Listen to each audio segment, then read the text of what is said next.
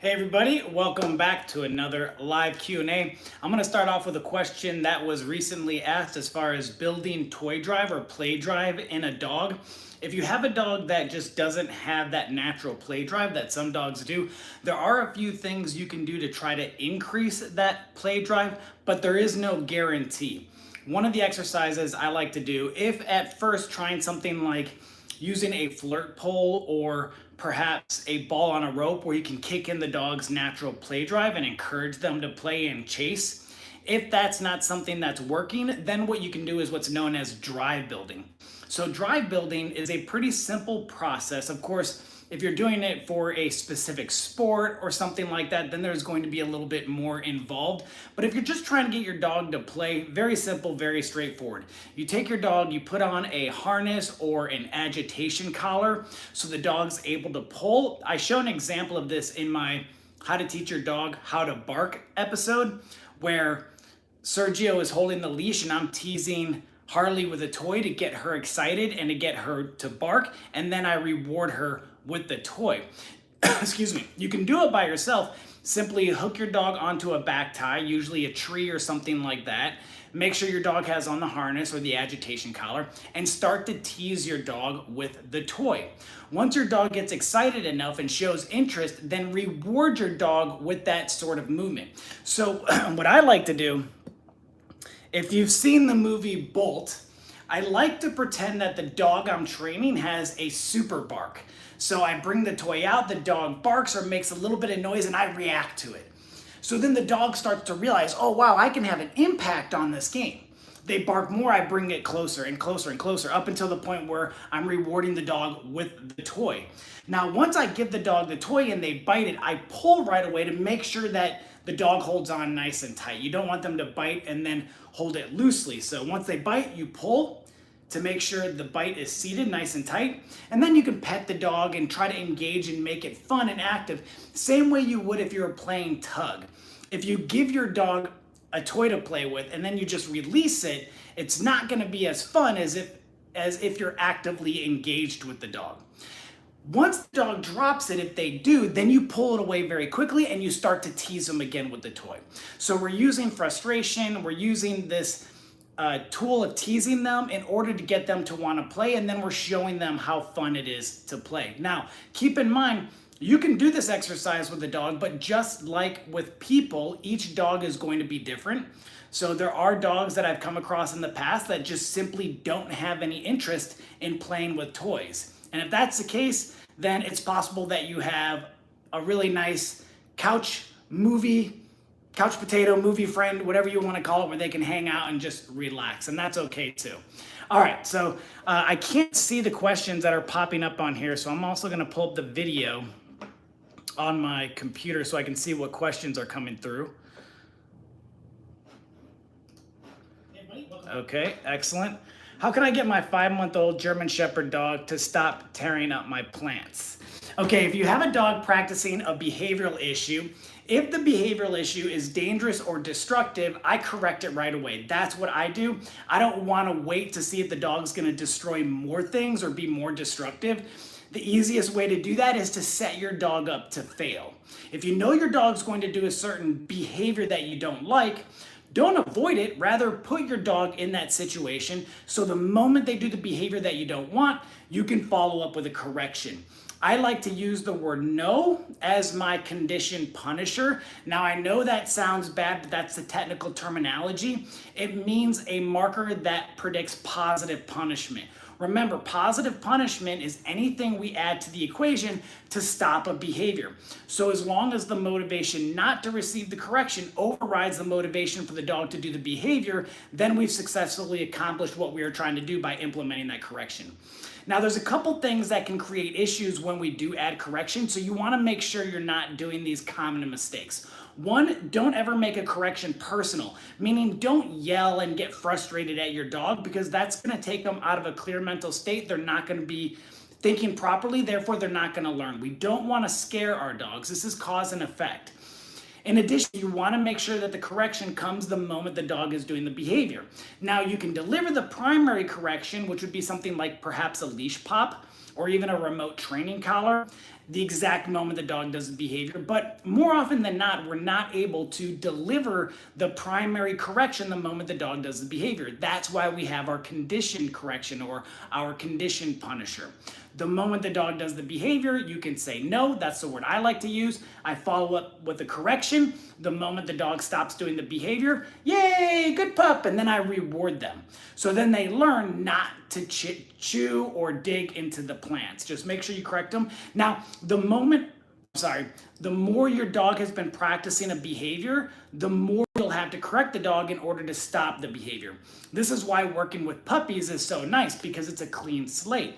That whole concept of you can't teach an old dog new tricks isn't true, but it does come into play when we're trying to stop certain behavioral issues that our dogs have been practicing for a long time. So if you have a dog that is, let's say, 5 years of age, and that dog has been chewing in the backyard the entire 5 years, or not chewing, I'm sorry, digging in the backyard for the entire time that dog has been alive, now trying to stop that 5-year-old dog from practicing that behavior is going to be way more difficult than if we were able to stop at the moment the dog first attempted that behavior when they were a puppy. Okay, let's see what other questions we have. I have an 8-week-old Legato. I think that's how you pronounce those dogs. Really interesting dogs. And he shakes when he sees other dogs. Is that normal? That could be excitement. That could be frustration. It could be anxiety. If you're running into certain behaviors that could seem like fear or anxiety or stress or frustration, then you want to use counter conditioning and desensitization. It works like a charm. So with something where a dog is becoming reactive to other dogs, what I like to do is I take them to a local dog park. I make sure that I'm far enough away from the dog park. I don't go into the dog park. I make sure I'm far enough away from the dog park that the dog I'm working with is not having a negative reaction to the dogs that he or she is seeing. Once I determine that distance, then I do something that the dog enjoys, whether it's obedience, a little bit of play. I'm creating a strong positive association to the elements in the environment that may be causing any sort of stress or anxiety or frustration to the dog that I'm working with. And over time, we get closer and closer to the dog park up until a point where I'm right next to the dog park. The dog is actively engaged with me, and we're not seeing any of those behaviors that we saw previously because we've desensitized our dog to that situation, and we've done the counter conditioning by pairing it with something that the dog enjoys, that strong positive association. Okay, let's see what's next. Can you give a lesson with all verbal cue matched with hand signals? I'm not sure I completely understand that question. A verbal command, it wouldn't be a cue, it would be a command. So something verbal wouldn't be a cue because our dogs learn through physical communication. So that's why anytime we're teaching a dog a new behavior, we have to be able to provide some sort of physical cue that can get the dog to do the behavior. Although once a dog does know something, we can use that to help teach new behaviors. And this is something that's very interesting. This is a concept that I've come up with recently. Jokingly, when I would take my dog's training collar off, I would grab the collar and I would say 1, 2, 3, and I would take the collar off. After enough of those, what do you think happens when you say, or when I would say 1? Well, if you've guessed it correctly, then you would have said the dog reacts or responds the moment you say 1, or the moment I would say 1 to Ari. So I would grab her collar, I'd say 1, and she'd pull her head out. She wouldn't wait for me to go down the line 2, 3, and then remove the collar. This is something that you can think about when you're teaching your dog a new behavior. Whatever comes in the slot 1, that's going to end up being the command. And it could be anything. I also talk about this as questions and answers. We ask our dogs a question, and then we provide the answer. After enough repetitions, when we ask the dog the question, before we provide them with the answer, they give us the answer. Oh, thank you for that. I appreciate it. So then they will give us the answer before we give them the answer. And that's something that lets us know as the trainer that the dog now knows the command on the verbal command. However, we can also use this to teach new tricks or behaviors. So for example, in AKC obedience, one of the exercises at the higher level, the utility routine, is to get our dog to do behaviors with hand signals. And this isn't the typical hand signals that we might use when we're training a dog, like pointing to their climb bed or pointing to the down to get the dog to sit, or lifting our hand up to get the dog's muzzle to go up so their butt goes down, but something a little bit more complex as far as getting a dog to respond to it. For example, what's commonly used for the down is raising your hand in the air, and then the dog sees that and they go into the down position. Well, if your dog already knows the verbal command down, you can use that to teach the dog the hand signal by placing the hand signal in the slot where the 1 would be if we're talking about the 1, 2, 3. So this would be 1, 2 would be down, dog does the behavior, we mark and reward. So we do this enough times, and eventually what happens, we raise our hand in the air, the dog says, the next thing you're going to do is you're going to tell me to down. I know this based on pattern recognition. Then the dog goes into the down before we give them the verbal command. So our dogs learn very well through that concept of pattern recognition. I do this all the time to teach dogs new behaviors. If I know they know one behavior, I can use that to very easily teach a new behavior. Another example where I would do this is for the send out. If the dog knows the climb command, I go right next to a climb platform, I point in the direction of the climb platform, usually using a knife hand shape, and then I tell the dog, run, climb. So then the dog hears run and then climb. The dog goes on the climb. And then I build distance, each time a little farther away from the climb platform. So eventually I'm 30, 40, 50 feet away from the climb platform. I say run, and the dog takes off assuming I'm going to tell the dog to climb. And they'll run looking for that climb platform. So we're able to teach something by using something the dog already knows. Okay, let's see what else we have.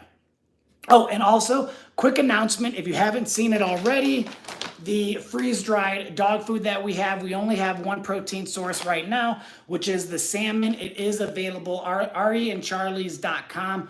We launched it a few days ago, so if you're interested, this is basically identical in quality to Vital Essentials. So if you're interested in the quality, it's almost exactly identical to Vital Essentials. I've always been a fan of Vital Essentials. If you've been following my channel for a while, you know that's a dog food brand that I would often use. So that's pretty much what we've done. We've matched them. And this is the only one that we have right now because making dog food is not very inexpensive. It's quite expensive to do. So if you want a bag, if you want to support what we're doing, go to ariandcharlies.com and order a bag. Okay, let's see what else we have. So let me see. My dog jumps at people to say hi. What I've done is to tell her to sit, which she does. But after people say hi, she jumps again. How can I keep her calm?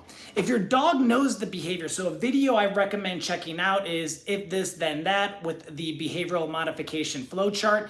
I do have it. I'll post it right now in the questions area. So if you don't know where it is easier for me to find videos considering I do know the channel, but it's called the behavioral modification flow chart, and it lets you know what to do depending on a specific situation. So with this, I always start, if it's something that's not dangerous or destructive, and this falls under a behavioral issue, jumping up on people, then I like to first, unless of course you're around maybe an elderly person or a child, of course jumping up at that point could be potentially dangerous. But what I do is I use my marker that predicts negative reinforcement. Again, that's leash pressure. We turn pressure on. When the dog complies, we turn it off. I like to use this for all kinds of different situations when I'm teaching the dog rules and boundaries without wanting to implement any sort of correction. I don't like to use a correction on a dog, keeping aside dangerous or destructive behaviors. Anything else, I want to make sure the dog knows the rules and expectations before they receive a correction. And this is really important. We don't want to correct a dog without them knowing what the rules are. So I use a word that predicts negative reinforcement. Now remember, in order for a marker to be a marker, by definition, it must predict one of the 4 quadrants of operant conditioning: positive and negative reinforcement, positive and negative punishment. I use the word wrong, you can use whatever word you like, as a marker for negative reinforcement, leash pressure. So for example, when I'm teaching a stay, the dog breaks the stay. Instead of correcting the dog for that, since they don't know the stay yet, I say wrong, which pinpoints the moment in time they made the mistake. And then I take the leash and I guide them back onto the platform. The dog goes into a door, or a room rather, that the dog's not allowed into, perhaps an office or nursery or something like that. The moment the dog walks through the doorway, I say wrong, I use a leash, I guide the dog back out of the room, I release the leash pressure, good dog. The dog jumps up on the furniture, wrong, I use a leash, I guide the dog off of the bed. You can start to see how this is very transferable to behaviors that we don't want our dog to do. Now, if you use negative reinforcement correctly, it should not create any sort of stress or discomfort to our dogs, because they should understand leash pressure before we start implementing this. And I have videos on how to teach leash pressure. So when we use leash pressure, remember, we're presenting a problem. This is when we're first teaching our dog leash pressure. We're presenting a problem. We're saying, do you know what to do when I apply this pressure? And the dog doesn't know what to do. So then right after we apply the pressure, we use the food lure to place the dog into the desired position. So we're essentially giving the dog the answer. We're giving them the solution to the problem. And we do this over and over again up until the point where we turn on the pressure and the dog instantly responds. Then we can start using this in these different situations. I also like to use this when a dog jumps up on somebody. We're going to use a combination of negative punishment, which is the removal of a reward, and negative reinforcement, which is we turn pressure on. When they comply, we turn it off. So what we do, I always like to tell the person who's helping me with the training, I say, when my dog jumps up, just stop petting. As long as all four paws are on the ground, you can go ahead and pet the dog. And they got it, great. I bring the dog up. The moment the dog jumps up, they stop petting. There's that negative punishment. I say wrong.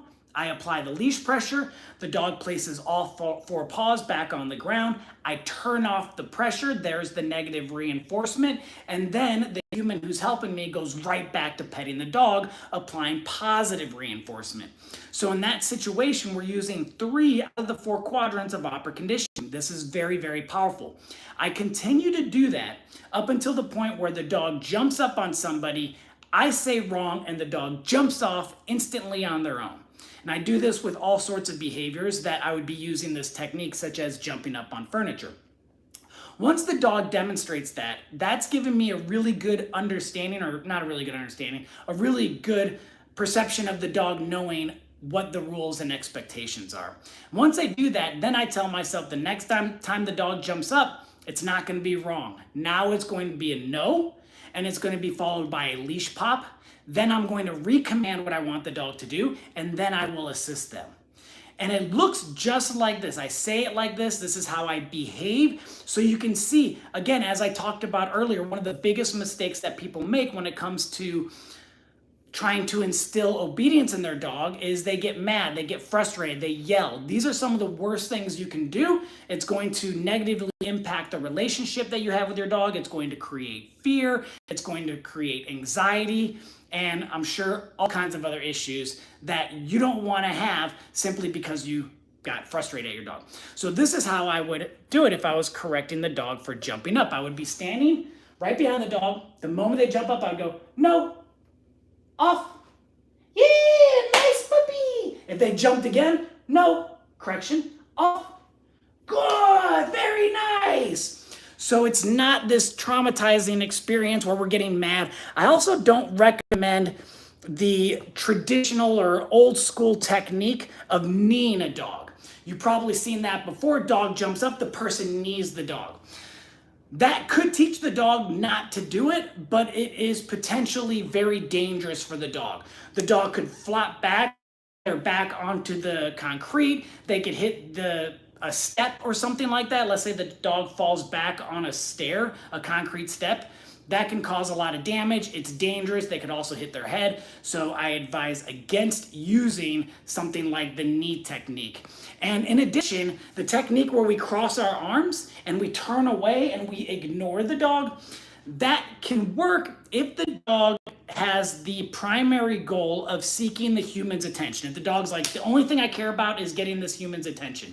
So the dog jumps up and the attention goes away as a consequence. And the moment the dog goes back on the ground, we turn and we re-engage. So if the dog's goal was to get our attention and it goes away when they jump up and then it comes back when they're back on the ground, it would work for that dog. However, if the dog enjoys jumping, if the act of jumping is fun, this would be known as a self-reinforcing or self-rewarding behavior, then ignoring it will not work. It's like trying to get a teenager to stop playing video games by ignoring the teenager when they're playing video games and then giving them $20 when they stop playing the video game.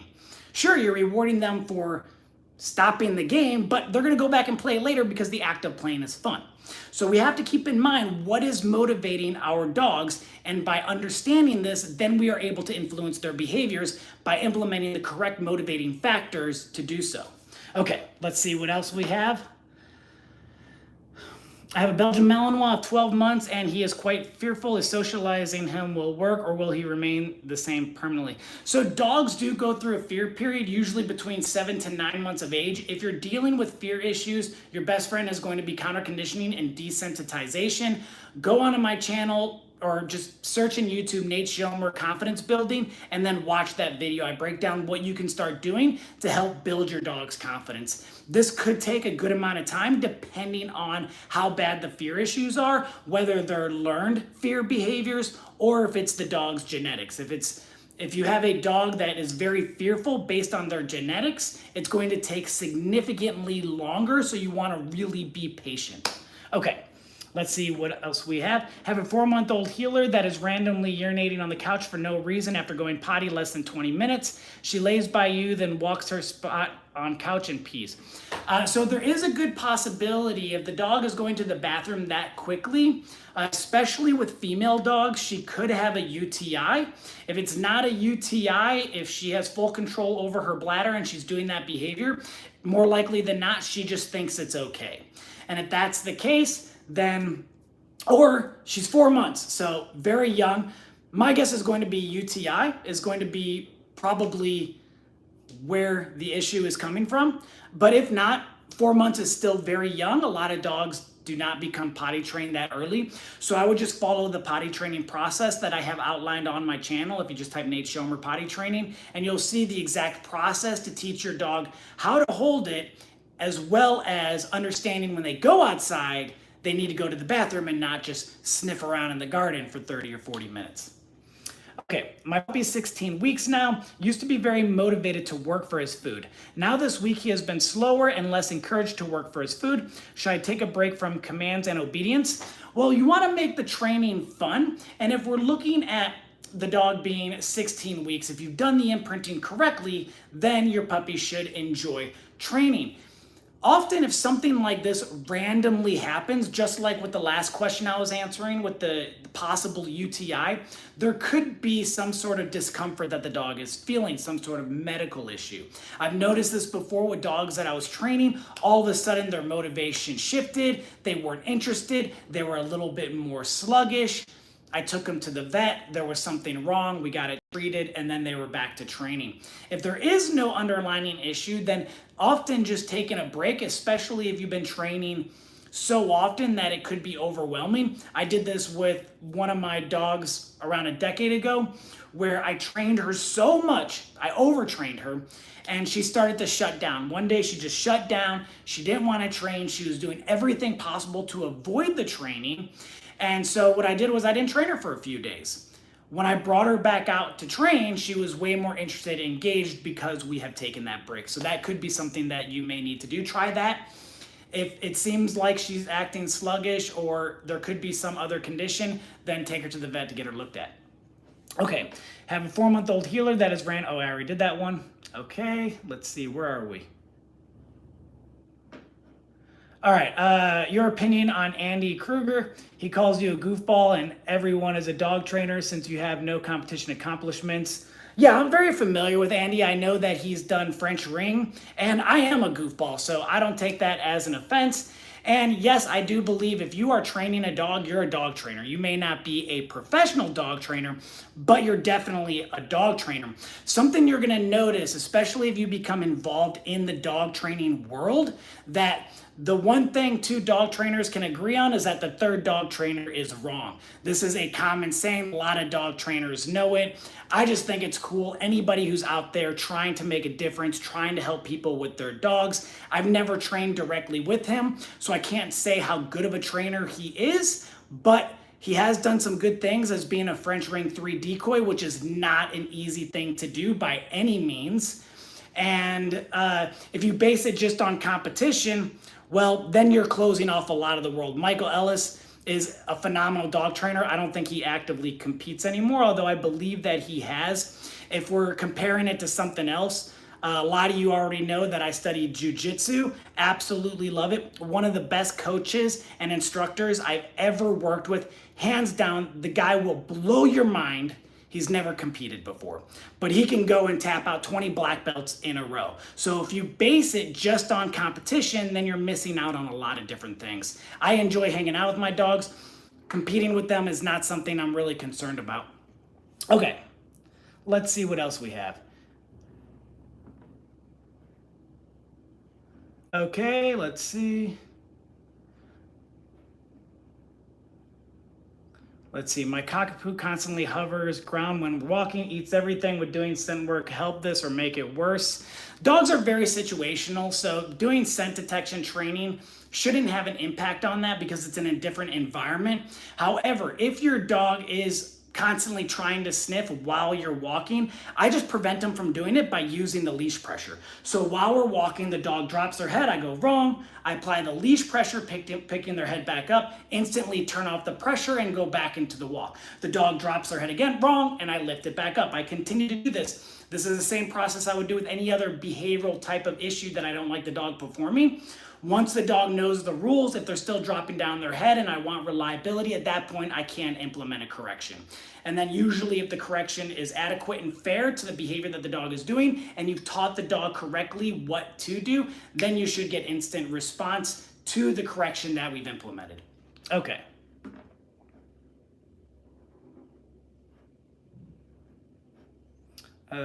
Yeah, funny how you ignore this fake dog trainer. Yeah, no matter what, if you're in the spotlight, there's gonna be haters. I get like 1 or 2 or 3 thumbs down in every video, so I'm sure I got haters out there. Okay, should a puppy sleep in the same room as you? When we have a very young puppy, so if you get a brand new puppy, 8 weeks of age, and that puppy, I prefer to keep the puppy in the room, basically, is what I'm saying. Because when they're that young, often they will end up whining. So if you've seen my video on how to introduce a puppy into the home, I keep the puppy right next to my bed. So if the puppy does start to whine or cry at night, I place my fingers into the crate, letting the puppy know, hey, I'm right here, nothing to be worried about, nothing to stress, I'm here, everything's fine. If you think about it, the puppy's out in the wild and they are separated from their pack, they're going to instinctively whine, hoping that the mom and the other cubs will come back and they'll be safe. When they're that young and they can't properly defend themselves, they need to know that someone is there, and that's why I like to keep them in my room right next to my bed.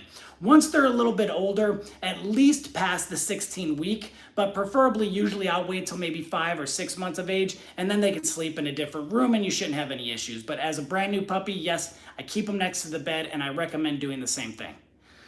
All right.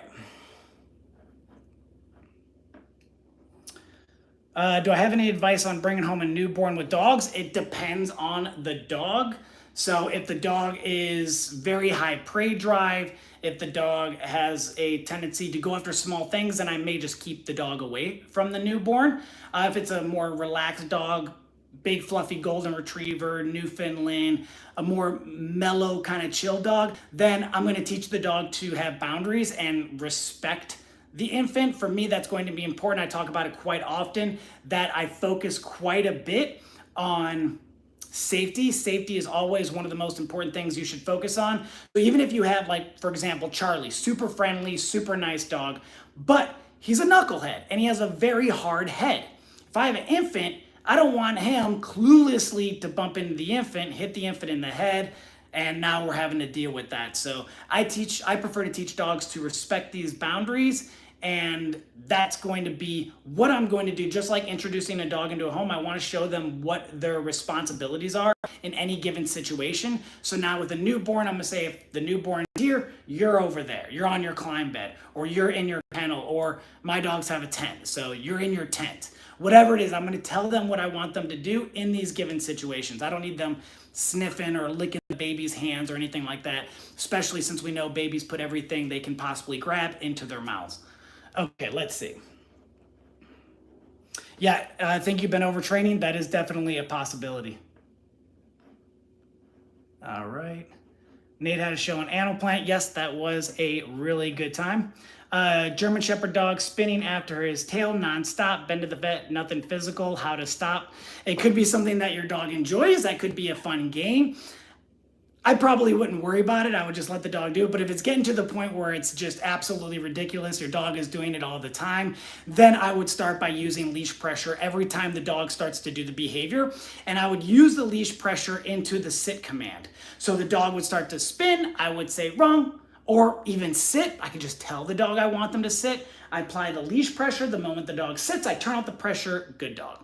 So that's going to be a really excellent way to redirect the behavior to something else that you want the dog to do. So then based on pattern recognition, the dog is going to realize every time I do this, I have to go into the sit command or sit position. If I don't want to have to go into the sit, don't chase my tail. And I would do that again enough time to the point where I tell the dog wrong or I tell the dog sit. While they start doing that, they instantly do what I'm asking them to do. Then I can transition into a correction if I want that reliability that I talked about before. Okay. Where were we? I lost where I was.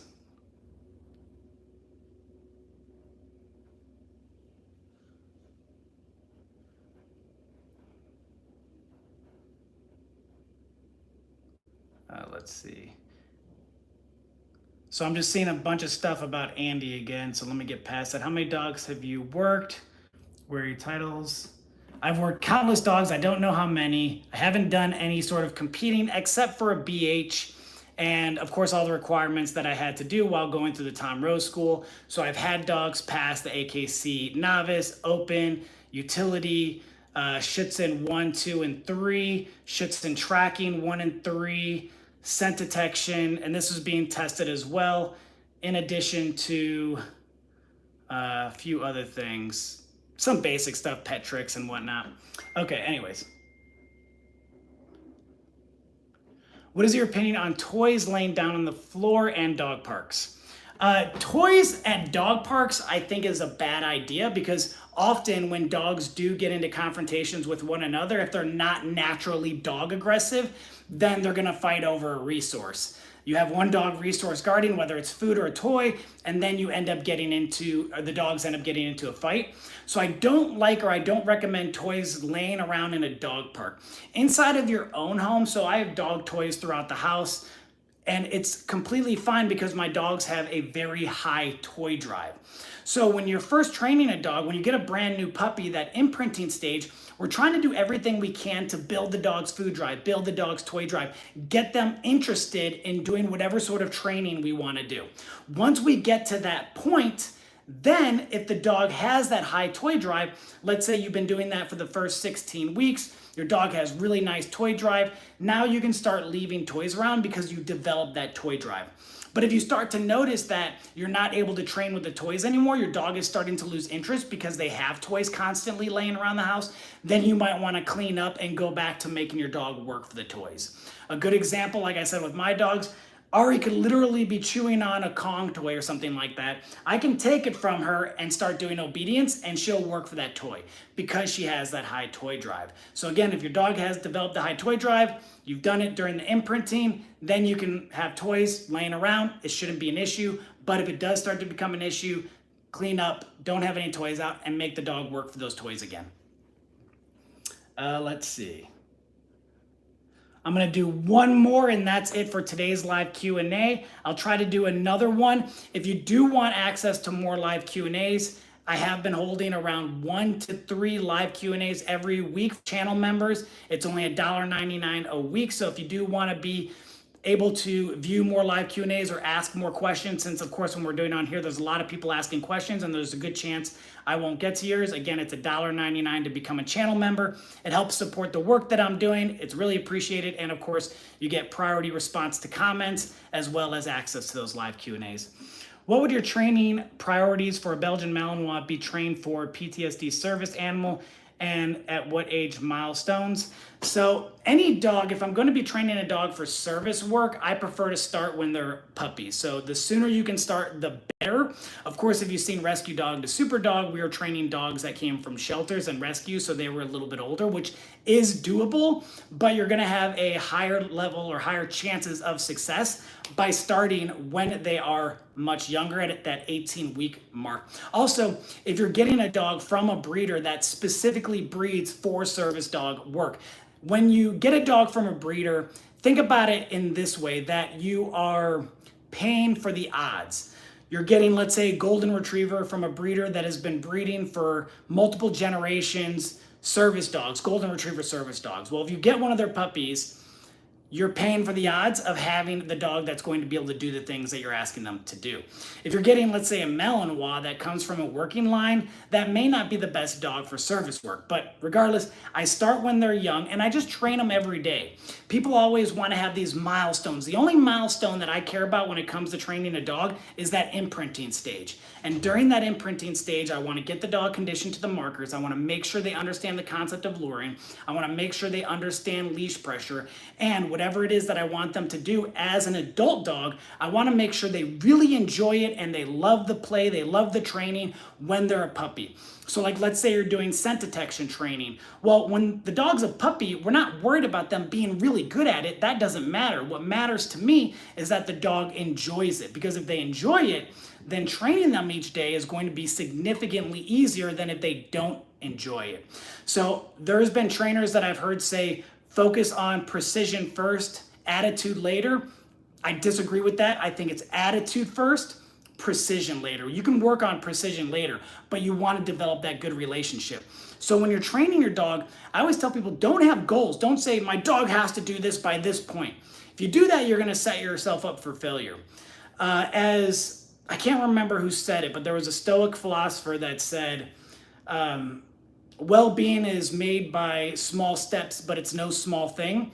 So just making sure you take the time to do a session each day and make sure that it's fun. You're going to be doing what you need to do to keep your dog to keep your dog balanced by implementing some sort of physical exercise, affection, and mental stimulation daily. And I just take the dog out, even if the dog is fully trained. So I've been working on with Ari the retrieve over the high jump. So I take her out and I work on that every day. I take them to the dog park, not the dog park, I take them to a local park and I play fetch with them every day. So just focus on getting that session in each day and your dog is going to progress nicely. And the fact that it's not going to be that additional stress, unless you're training a dog for a client or something like that, don't stress yourself out, train and have fun, and you will see progress. All right, everybody, that's it for today's live Q&A. Thank you so much for joining. As always, I really appreciate the support. I hope this added some value, and we'll see you on the next one.